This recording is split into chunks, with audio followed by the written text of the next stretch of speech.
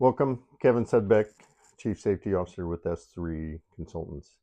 And today we're going to talk about safety policy for Part 135 providers that have more than one safety sensitive position. So it means if you have more than one pilot, one mechanic, one cabin crew, pilot mechanic, any safety sensitive position of that nature.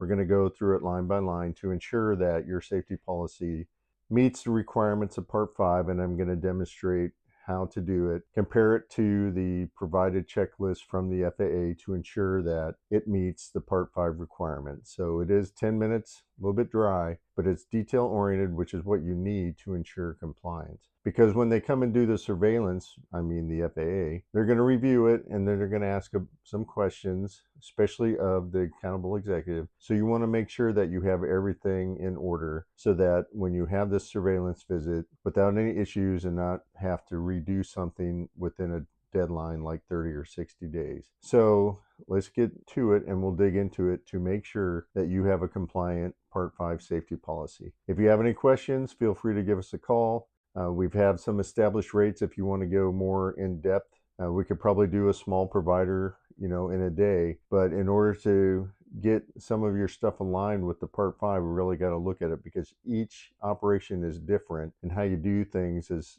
different. So you have to kind of look at it in order to ensure that you can match it up with the compliance requirement so that you can be compliant when the requirement deadline hits. And you want to use what you already have and you want to get started. So don't reinvent the wheel.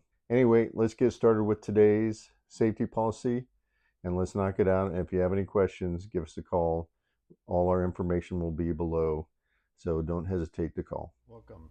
It's Kevin Sedbeck, Chief Safety Officer with S3, and today we're going to go over safety policy for any Part 135 that's working to obtain its Part 5 SMS, and we're going to cover a safety policy for any aviation operator that has more than one safety sensitive employee, which means more than one pilot, pilot mechanic, or more than two mechanics, anything of that nature.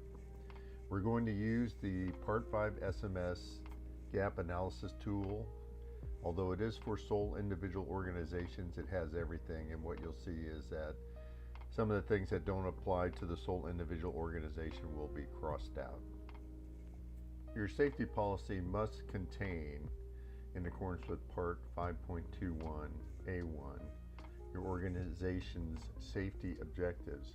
And for this, we put some basic safety objectives of effective aviation safety controls, a safe workplace, and to reduce environmental harm. And then we put in an Appendix A where you can expound on them in your safety program, your Part 5 SMS program. So these are just general in nature because the first one, aviation safety controls, is the FAA regulatory environment. A safe workplace is the OSHA regulatory environment, and the reduced environmental harm is EPA or your state Department of Environmental Quality or Control. Second is a commitment to fulfill your safety's objective, your organization's safety objectives. That's found right here. Your company is committed to passenger employee safety. And then a clear statement to commit the necessary resources. And so that's found a little bit lower under the accountable executive. So down here it says your company name is committed to providing the necessary finance, personnel resources deemed. So there you meet the first three requirements. Part 5.21A4 safety reporting policy. That's the next paragraph. Company will maintain a confidential safety reporting policy. And then up here, employees will identify all aviation work hazards. And then Part 521A5, the policy that defines unacceptable behavior. That's this paragraph right here where all employees are responsible for complying with state and federal regulation and guidelines. It's also addressed here, no disciplinary action will be taken against an employee for reporting a safety error or hazard, except in cases of willful or legal misconduct or intentional disregard of regulations. All employees are required to be aware of this policy. The next section 5.21A6, an emergency response plan that provides for safe transition from normal to emergency. That's the bottom line. It's committed to establish, maintain, delegate, and exercise an emergency response plan for transition from normal operations per the requirements of 5.27. And then a code of ethics, which is found right here. Our code of ethics includes these things. This is just an example: integrity, accountability, transparency, fairness, professionalism. You can massage this to meet your own company's needs. We'll move down to 5.21B, your safety management process that must be required that your safety policy be signed by your accountable executive.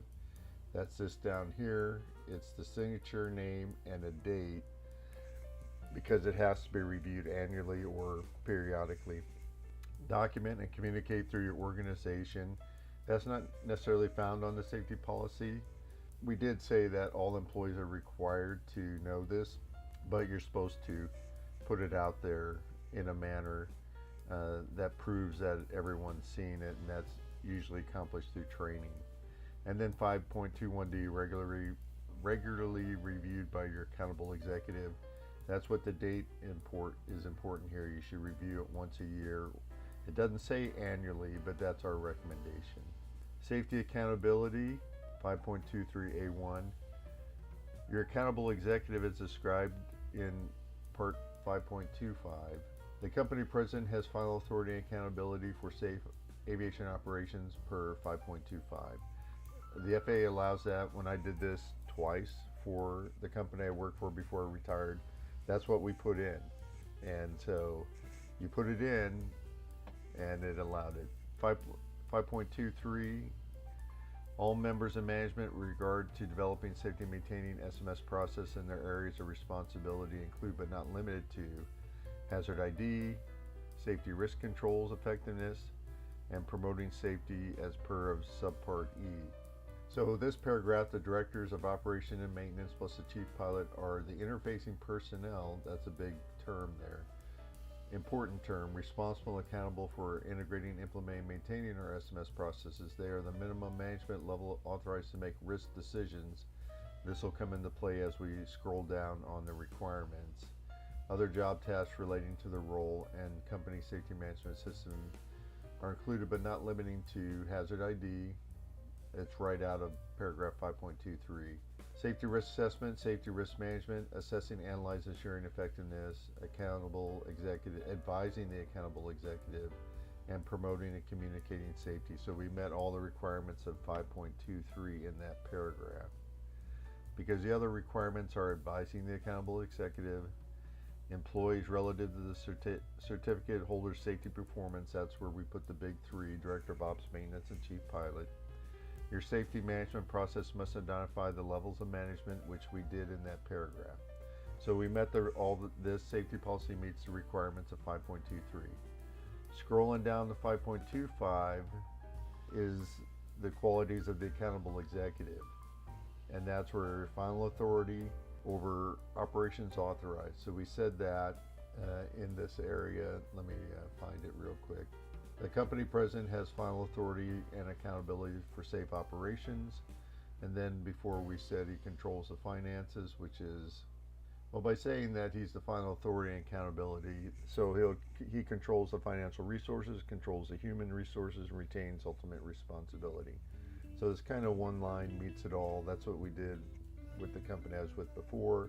What will happen though is when the FAA finally comes around to assess or do surveillance of your program, they will want to interview the accountable executive, and they're going to ask him these 4 questions. So make sure the accountable executive is aware of what they're responsible for. Duties of the accountable executive: to ensure the SMS is properly implemented, develop and sign the safety policy. That's why we have this down here, and communicate the safety policy throughout the organization. Company is committed to providing necessary resources, personnel, system deemed appropriate as effective, and is under the control of the president or accountable executive. And then we said, develop and sign your safety policy, regularly review it, which we addressed. Regularly review the safety performance in accordance with 5.75. And that's Part of the roles with the director of maintenance, director of ops, they'll routinely review it, and here's the tasks that address it: advise the accountable executive, and plus promoting communicating safety per subpart E. So you can see that all the items are being addressed. 5.25 is duties of required management personnel: coordinate, implement maintenance, and integrate your SMS, facilitate hazard analysis, effectively monitor the effectiveness of safety risk controls, ensure safety promotion per subpart E, regular report to accountable executive. That's all right here. So we fulfilled those requirements. And finally is the emergency response planning, and that's right here. And it says per subpart or part 5.25. And that is right here. And as you can see, it's per 5.27. So it addresses all the things of these three requirements. And then that's the safety policy. You got to work hard to get it all on one page. You had to mess with the margins, as you see, because you really want it on one page so that you can post it for not only your employees, but your passengers can see it, so they see your commitment to safety. So this is a safety policy template or draft example. This meets the requirements of Part 5 SMS per the FAA. It fits on one page, but is a template that has been proven because I've used it with the company before I retired, and we did it twice, and this template format passed with the FAA both times.